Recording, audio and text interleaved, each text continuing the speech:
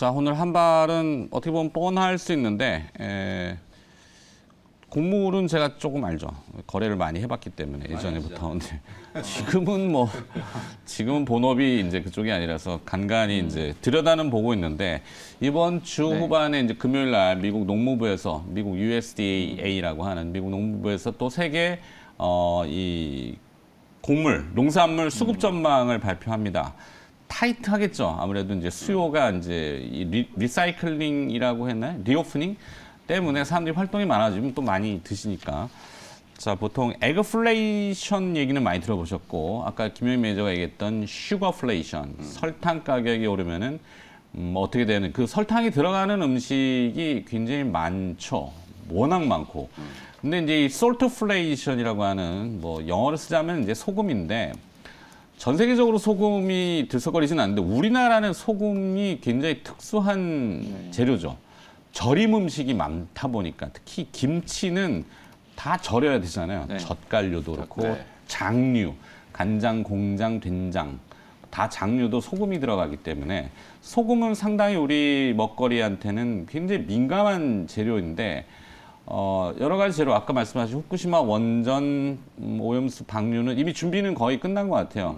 6월 중에 터널 뭐 이제 들어가서 틀면은 다 나가는 걸로.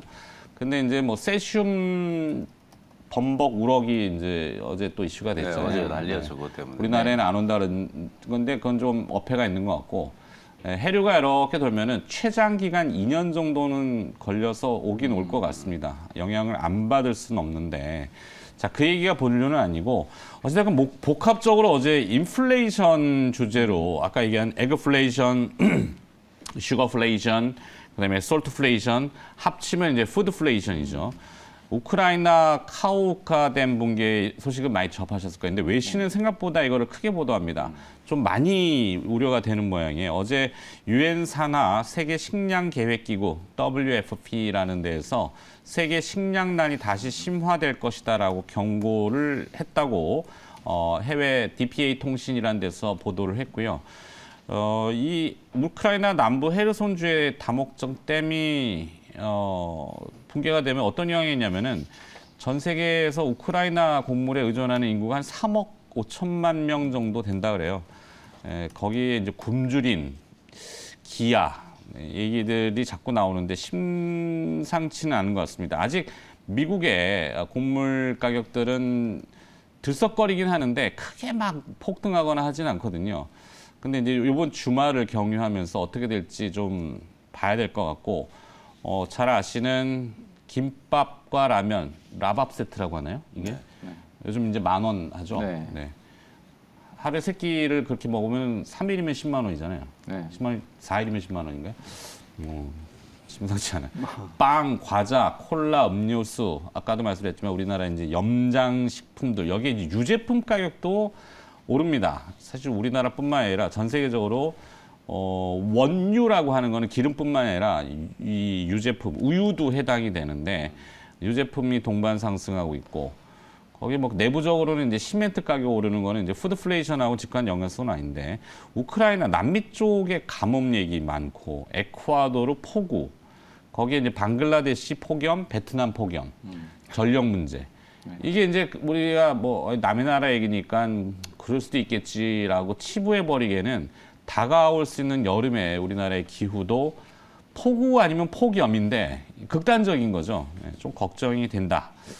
푸드플레이션과 관련된 기업들은 예의주시해서 조금 긴 호흡으로 봐야 될 필요가 있는 시점이 된 것 같습니다. 그래서 그중에 이제 오늘 팜스토리인데 뭐 동물농장입니다. 동물농장. 팜스토리 뭐 잘 아시는 사료하고 축산류 뭐 여러 가지 내용들은 쭉 다 나와 있어요. 열어보면은 그러니까 그 내용까지는 지금 하기에는 시간이 많이 걸리니까 그렇습니다. 하여튼 좀 이 먹거리가 움직이는 거를 제가 좀 별로 안 좋아하는. 왜냐하면 이 실생활에 상당히 밀접하니까. 근데 어쩔 수 없는 현실은 또 받아들여야 될 것 같은데. 이호근 매니저 생각은. 지금 그러니까 최근에 이제 인플레이션도 있었지만 뭐 러시아 우크라이나 전쟁이 발발하면서 지금 그러니까 우리나라뿐만 아니라 좀 세계적으로 지금 음식료라든가 이런 곡물가 이런 것들이 많이 급등을 했던 것 같습니다. 지금 영국 같은 경우는 이제 그 식빵 한 덩어리가 28%, 그다음에 이탈리아의 스파게티 같은 경우는 한 17%, 그다음에 독일의 치즈는 한 40% 올랐다고 합니다. 그러니까 전체적으로 이 물가들이 이 인플레이션도 있지만 러시아, 우크라이나 이런 부분 여러 가지 이제 자극적인 부분들이 나타나면서 지금 상당히 이제 높은 물가 수준을 하면서 지금은 뭐 우리가 이제 점심에 뭐 식당가를 가보면 알겠지만 뭐 이전하고 이제 훨씬 높은 이런 수준을 가지고 있죠. 지금 이제 문제는 뭐냐면 이 음식료는 이제 한번 오르면 가격이 떨어지질 않는다. 이게 이제 가장 핵심인 것 같습니다. 그래서 한번 오르면 이제 그 곡물가가 떨어져던 어쨌든 이제 그 가격이 계속 이제 유지가 되다 보니까 아무래도 이 음식료는 결국 이제 비용 지출이 계속 많아질 수밖에 없지 않냐 이렇게 보여지는데요. 이제 그러다 보니까 이제 아무래도 전체적으로 이 음식료에 대한 이러한 부분들은 좀 상당히 인플레이션에 있어서 좀 상당히 좀 중요한 그 부분을 차지하는 것 같아요. 그래서 이 음식료 부분에 대한 우리 이 부분은 우리가 이제 하게 되면 아무래도 이제 음식료 업종을 좀 보게 되는 것 같습니다. 왜냐하면 이제 우리나라 이제 음식료 업종들이 보통 이제 실적인 매출이 올라가는 부분은 인구가 이제 늘어나는 부분이라면 인구의 이제 자연 발생 증가로 인해서 매출이 늘어나겠지만 지금처럼 이렇게 어느 정도 이제 우리나라처럼 인구가 감소할 때는 매출이 늘어날 수가 없는 이런 구조인데. 근데 이제 음식료 업종들은 이제 이런 그 곡물가나 이런 글로벌 환경에서 이제 물가가 오르게 되면 가격을 올리게 되는 이 가격 인상이 곧 매출의 증가로 이루어지기 때문에 아무래도 이제 음식료 업종에 대해서 좀 우리가 관심을 좀 가져야 되지 않을까. 요즘 뭐 대외 활동도 많아지시고, 네. 그러니까 야외 활동이라고 해야 되나요? 네. 예전에는 이제 집에 머무는 코로나가 다 풀리면서 많이 활동하시니까 주말이 되면은 보셨겠지만 워낙 나들이를 많이 가세요. 네. 네. 차 많이 막힙니다. 나가서 이제 소비하는 건 좋으시죠. 그럼 뭐 네. 어떻게 규제하겠어요. 근데 그러면서 이제 사 드시는 경우가 많고 뭐 해 드신다고 해도 그렇고 하여튼 그런 가격이 오른 거를 네. 안 먹을 수는 없단 말이죠. 그렇죠. 왜냐하면 이제 우리가 먹고 살지 그러니까 먹지 않고는 살 수 없으니까. 네. 이제 그러다 보니까 이제 이런 부분들이 부각이 되고 이제 이런 이슈가 있을 때마다 이제 테마주들이 이제 꿈틀꿈틀 하는데 여기서 이제 제가 이제 말씀드리고 싶은 거는 뭐 지금 뭐 슈가 인플레이션 뭐 여러 가지 특히 이제 이런 부분들이 있는데 K식품, K푸드에 대해서 조금 말씀을 좀 드리고 네. 싶어요. 왜냐하면 최근에 이제 우리 K팝, K컨텐츠 뭐 이런 부분들이 이제 해외 시장에 나가다 보니까 거기 그 팬덤이라던가 이런 드라마 이런 데서 나타나는 이러한 음식들을 보면서 이제 우리 K푸드에 대한 관심들이 많아지고 있는데 아무래도 이제 국내 시장은 아까도 말씀드렸듯이 가격 인상을 제외하고는 매출을 올릴 수 있는 방법이 없는데 그렇지만 이제 해외로 나가게 되면 매출이 그만큼 늘어나는 이런 부분들이 있습니다. 그래서 최근에 보시면 이제 오리온이라던가 그다음에 이제 삼양식품이 이제 불닭볶음면으로 이제 한참 히트를 쳤었죠. 최근에 그리고 잘 나가고 있는 회사가 바로 이제 농심인 것 같아요. 농심 같은 경우는 지금 보면은 이제 해외 지금 매출 비중이 지금 50%를 이제 곧 돌파할 것이다. 그러니까 이제 국내보다는 이제 해외 쪽에서 매출이 늘어나는. 그러니까 이제 우리 국내 시장이 어느 정도 이제 한계점이 있다 보니까 이러한 농심처럼 이제 해외 시장을 진출하면서 이렇게 성장하는 이런 기업들이 나타나고 있는데 이런 기업들은 이제 시장이 단순하게 우리 국내에 머무는 게 아니라 해외 쪽으로 나가다 보니까 이 성장성이 우리가 생각하는 것보다 좀 더 크게 나갈 수 있다.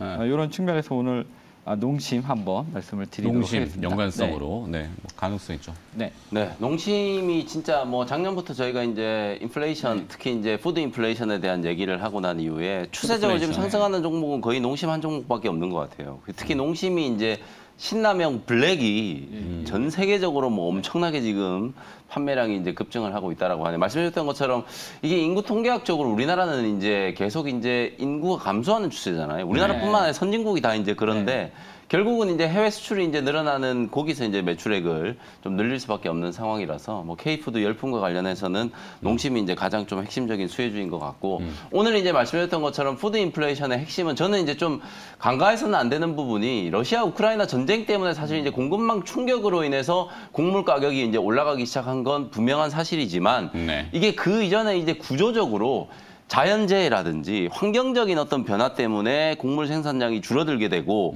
그 부분이 이제 가격에 영향을 미치는 걸 이제 간과를 하면 안 되거든요. 그래서 근본적으로는 이게 신재생 에너지라든지 친환경 에너지로 전환 이게 이제 인류의 어떤 숙제가 될 수밖에 없고 그렇기 때문에 주식시장에서도 뭐 전기차 관련된 종목이라든지 신재생 에너지 관련된 종목들이 계속해서 이제 주도주 역할을 하고 있는 거라고 보여지거든요. 근데 오늘 이제 이슈만 또 놓고 보면 아까 이제 우럭 얘기 해주셨다시피 이 방사능 이제 대표적인 이제 오염물질이라고 할 수 있는 이 세슘에 이제 검출이 됐는데 이게 기준치의 180배가 넘었다고 하잖아요.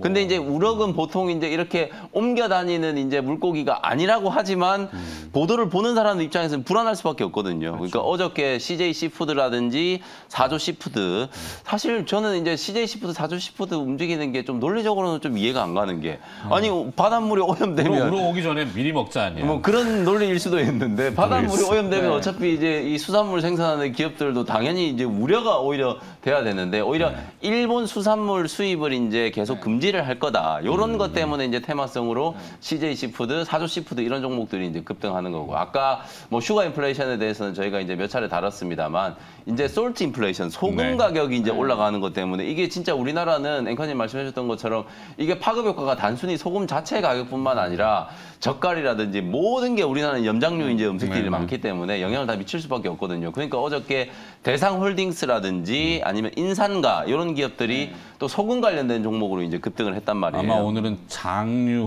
예, 그렇죠. 간장 공장장. 그러면 이제 대상, 샘표 뭐 이런 종목들까지 신성 쪽. 네, 그런 종목들이 또 신성?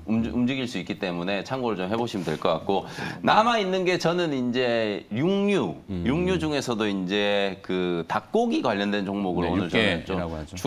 추가를 좀 해드리고 싶은데 물론 이제 이 닭고기 관련된 종목들도 하림이라든지 이런 종목들이 조금 움직이긴 했는데 마니커라든지 그 다음에 우리 치킨 배달할 때 가장 많이 이제 시켜 먹는 이제 교촌 치킨, 교촌 F&B 이런 종목들은 주가가 이제 워낙 바닥이기 때문에 만약에 이제 테마가 조금 더 확산이 된다라고 하면 이런 종목들까지도 관심을 좀 가져볼 수 있지 않을까 싶어서 저는 교촌 F&B를 오늘 추가하는 종목으로 한번 네. 말씀을 좀 드려보도록 하겠습니다. 육가공, 육계 쪽 업체들은 대부분 사료를 같이 하고 있는데 네. 어제 또 나온 뉴스는 그저 이제 러시아에서 이 비료와 사료의 비료 원료죠. 비료 원료로 쓰이는 암모니아. 네. 암모니아 수송관이 있는데 어제 터진 모양이에요 또. 네. 그래갖고 우크라이나가 터뜨렸다, 뭐 러시아의 자해다라고 하는데 내일 모레 9일 날인가요? 네. 흑해 곡물 협정이 네. 또 있어요. 그 어깃장을 놓으려고 하는 명분을 잡는 건지 이것도 조금 하나 이슈이기 때문에 하여튼 네. 푸드플레이션이라고 하는 뭐 단발성 이슈로 끝날지는 모르겠습니다만 해외 쪽에서 들려오는 얘기들은 조금 비중 있게 보는 것 같아요. 특히 네. 이제 아까 말씀하신 근본적으로는 네. 기후 문제 때문에 네. 예. 안 그래야 되는데 하여튼 그렇게 됩니다. 시장은 시장이니까 예, 그렇게 인지하시고 저는 오늘 팜스토리, 농심, 네. 교촌 F&B 이렇게 정리하겠습니다.